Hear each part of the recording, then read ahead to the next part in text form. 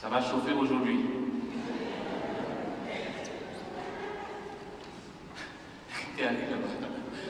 Écoute-moi. Vous connaissez l'émission télé L'amour est dans le pré.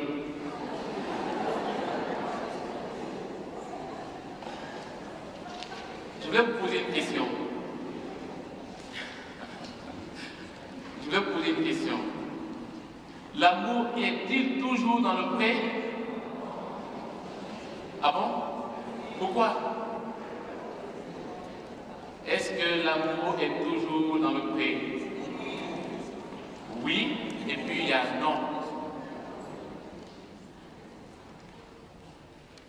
Frères et sœurs, les trois lectures que nous venons d'entendre nous parlent de ce mot si précieux, si souvent utilisé à tort et à travers, surtout dans la langue française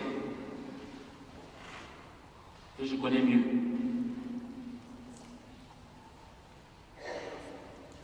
J'aime les acras. J'aime mes enfants, j'aime ma femme, j'aime mon mari, j'aime Dieu, j'aime... Et quelquefois, nous avons du mal à comprendre le sens de ce mot « aimer ». Eh bien, le véritable amour, ce mot n'a de sens que si et seulement si il est enraciné en Dieu. Enraciné en Dieu. Donc, pour comprendre ce mot amour, il faut d'abord nous poser une question. Et la question, elle est fondamentale. Elle est dans la première lecture, dans le livre de la Genèse. Qu'est-ce qu'un homme? Qu'est-ce qu'une femme? Je vous pose la question. Qu'est-ce qu'un homme? Qu'est-ce qu'une femme? Oui? Oui? Des créatures de Dieu. Une autre réponse? Qu'est-ce qu'un homme? Qu'est-ce qu'une femme? Des couples? Un couple? Attends, moi je suis un homme.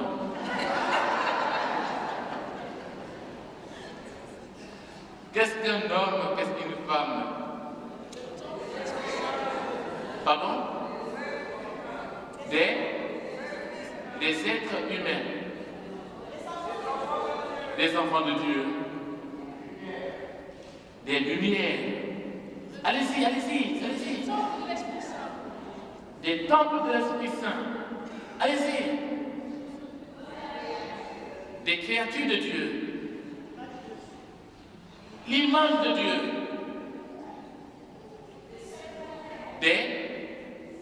Des saints. Des saints, oui, bien sûr, des saints. Parce que dans l'Église catholique, on a des saints. Oui. Vous avez fini? Des fils et des filles. Attends. Des saints de la terre. En fait, si vous avez compris, je vous pousse à citer tout ce que Dieu nous a donné comme qualité. Parce que nous sommes créés à l'image de Dieu. Vous voyez? Tout ce qui est bon, en fait, tout ce qui est bon. Je crois que personne n'a osé dire des voleurs, des menteurs, des infidèles. Personne n'a osé dire ça. Vous savez, dans le récit de la création, dans le livre de la Genèse, il y a combien de récits de création de l'homme? Il y en a deux. Le premier récit, c'est dans le premier chapitre du livre de la Genèse, qui est attribué à une tradition qu'on appelle la tradition sacerdotale, qui met l'accent sur le sabbat, le repos du Seigneur. Il est dit, en fait, à chaque fois, et à la veille pascale, on lit cette lecture en fait, la Genèse, la création du monde. Il y eut un jour, il y eut une nuit, voilà. Premier jour, deuxième jour, troisième jour, quatrième jour, cinquième jour et sixième jour, Dieu créa l'homme le sixième jour. Et Dieu vit que cela était bon. Et le septième jour, Dieu se reposa. Ça, c'est un premier récit de la création dans le livre de la Genèse. Il y a un deuxième récit de la création. C'est dans le chapitre 2 du livre de la Genèse, attribué à une tradition qu'on appelle la tradition yaviste, qui parle du jardin d'Éden, du fameux sommeil de l'humanité d'Adam, qui permet à Dieu d'extraire de son côté la femme et devenir un couple homme-femme. Dieu crée à partir d'eux. Dieu crée à partir d'eux. Nous ne sommes pas sortis du néant. Nous venons de quelque part. Moi, je viens de la Guinée-Conakry, et pas de toute la Guinée. Je viens de la partie forestière de la Guinée. Quelqu'un qui vient de la Martinique, nous venons toujours de quelque part. Vous voyez, nous avons une origine, quelque part. Que retenir, frères et sœurs, de ce récit de la création, deuxième récit de la création, dans le chapitre 2 du livre de la Genèse? Deux idées qui, pour moi, sont très importantes aujourd'hui, vu la situation. Et ça m'a donné de l'espoir quand j'ai vu la couverture du programme de cette célébration. Vous voyez, c'est quoi? Deux mains. Avec quoi? Merci, avec l'alliance. Voilà. Et donc, je vais vous parler de l'alliance. Le premier point, c'est l'union de l'homme et de la femme. L'union de l'homme et de la femme. Et le deuxième point, c'est la parole. L'importance de la parole, du dialogue. Ça va? Premier point, l'union de l'homme et de la femme, qu'on appelle... Bon, après ça doit venir de soi, les amis. Je crois que dans l'Assemblée, il y a beaucoup de couples, non? Et voilà, nous allons nous chauffer aujourd'hui. L'union de l'homme et de la femme se réalise jour après jour, si et seulement si cette union est enracinée en Dieu. Il y a l'homme, il y a la femme et Dieu au milieu d'eux. C'est cela, l'alliance. C'est cela, le mariage chrétien. Voilà pourquoi il dit, quand Dieu fit la femme, l'homme en se réveillant dit, voici l'os de mes os, la chair de ma chair. En fait, c'est un désir profond que nous avons tous. C'est ça l'amour. C'est ça l'amour. C'est pourquoi j'ai commencé à vous dire, j'aime les agrafes, j'aime mes enfants, j'aime Dieu, mais de quel amour parles-tu? De quel amour parlons-nous quand nous employons ainsi? Ah oui, vous voyez, voilà. J'ai entendu agapé, c'est un autre mot. Voilà. En fait, le véritable amour n'a de sens si et seulement si il est ancré en Dieu, il est enraciné en Dieu.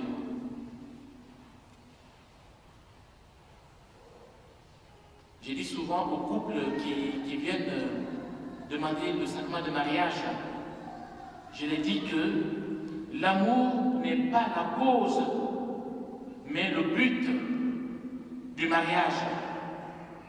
L'amour n'est pas la cause, mais le but du mariage.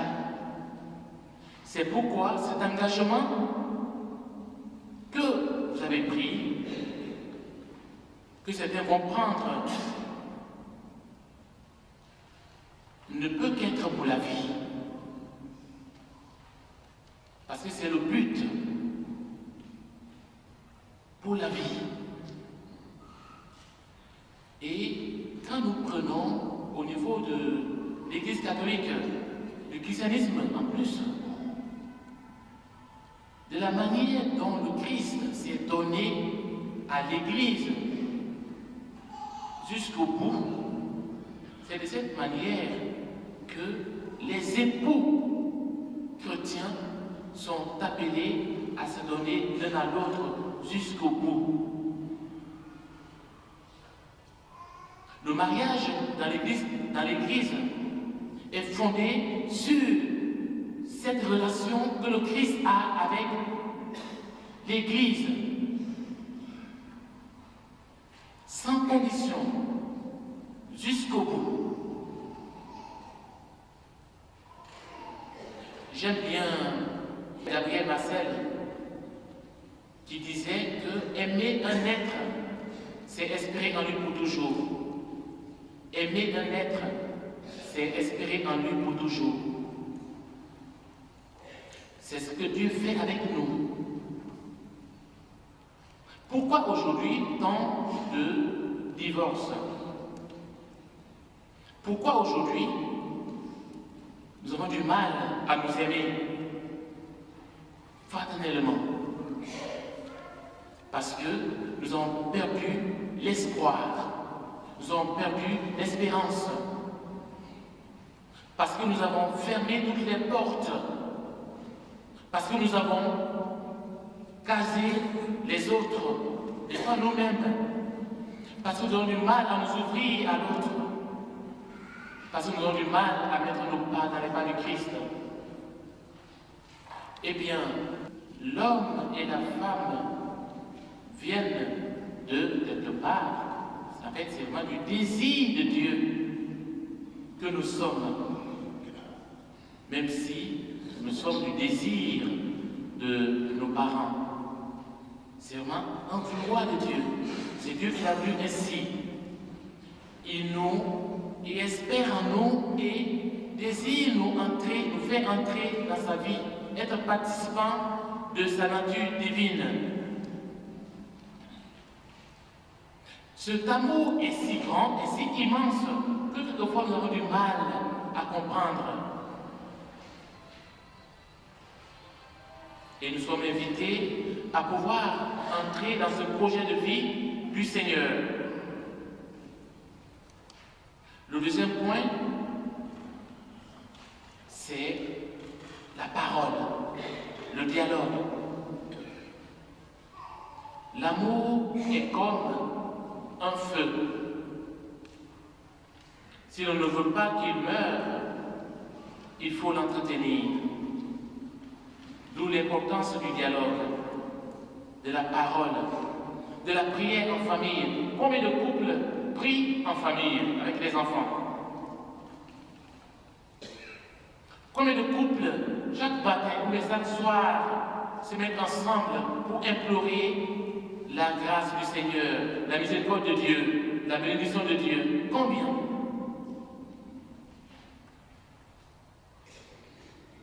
Il y a un langage poétique qui dit « L'amour comme le diamant s'use à sa propre poussière. » L'amour comme le diamant s'use à sa propre poussière. Nous sommes appelés donc à entretenir cela, à entretenir cet amour, à entretenir ce désir. En quoi faisant? Il y a plusieurs possibilités. L'une des possibilités, c'est le dialogue, la parole libérée. La parole. C'est la prière aussi. C'est le vivre ensemble. On peut vraiment demander cette grâce au Seigneur pour vous-même et pour la plupart des couples qui sont déchirés aujourd'hui.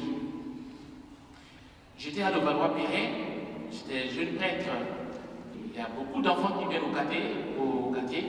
Et un jour, on avait demandé de citer les 7 sacrements. Il y a un enfant qui avait cité le divorce.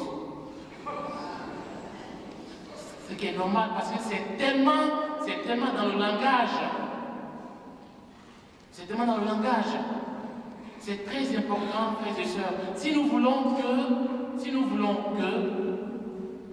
notre vie chrétienne, si nous voulons que le monde, c'est-à-dire ceux qui ne connaissent pas l'Église, si nous voulons qu'ils puissent vraiment venir à l'Église, mettre leur part dans les pas du Christ, nous sommes appelés quand même à nous prendre au sérieux.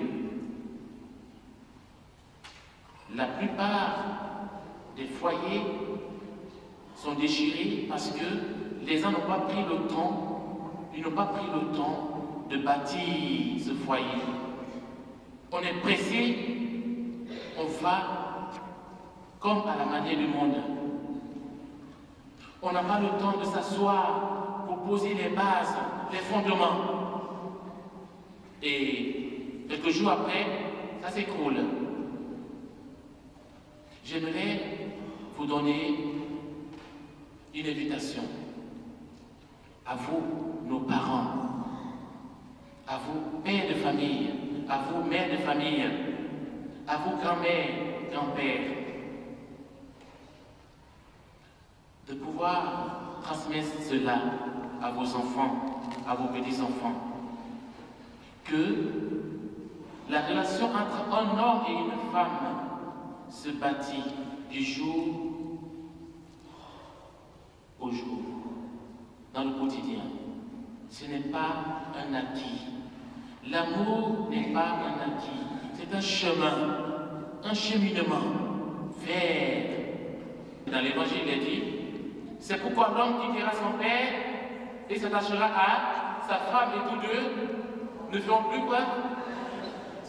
Je vous pose une question. 1 plus 1 égale combien? Ah bon? Madame, vous pouvez dire ça à votre fille qui est à l'école primaire. 1 plus 1 est égal à 2. Pour que 1 plus 1 soit égal à 1, il faut justement qu'il y ait un temps de préparation, un temps d'entente. Parce que ces deux traditions, ces deux coutumes, ces deux éducations qui vont se mettre ensemble pour faire un. Mais c'est compliqué des fois. C'est compliqué des fois. Mes parents m'ont éduqué ainsi. Toi, tes parents t'ont éduqué ainsi. Comment veux-tu que nous puissions vivre ensemble pour toujours, pour le meilleur et pour le pire? C'est pourquoi je vous disais, est-ce que l'amour est toujours dans le pré? Parce que quelquefois, l'amour traverse les ravins de la mort. Même si, quelquefois, nous sommes menés sur les prés d'herbes fraîches. Eh bien, il faut vraiment qu'on se mette debout, qu'on demande une grâce au Seigneur pour notre monde. Et en préparant cette homélie, j'ai pensé à toutes les questions que traverse voilà, l'Église aujourd'hui, nos prêtres, des questions de pédophilie, voilà, qui est devenu un problème épineux. Il y a un problème, n'est-ce pas? Pas seulement à l'Église catholique, hein, mais dans les familles aussi, dans les établissements. C'est un problème sociétal, cette question de l'amour. Eh bien, demandons au Seigneur de nous montrer des chemins d'amour qui nous conduisent véritablement à lui. Et vous savez, le véritable chemin d'amour, c'est ce que le Christ a emprunté. Et il nous indique ainsi. Il nous a aimés jusqu'au bout. Eh bien, demandons cette grâce au Seigneur de mettre nos pas dans ses pas pour que nous soyons des chrétiens et des chrétiennes qui aiment Dieu, qui aiment leur prochain. Pour que vous soyez des couples qui s'aiment, qui donnent l'exemple aux autres, des couples fidèles jusqu'au bout. Fidèles jusqu'au bout. Fidèles jusqu'au bout. Et que le Seigneur lui-même vienne à notre secours, qui nous donne cette grâce de nous aimer éternellement. Amen.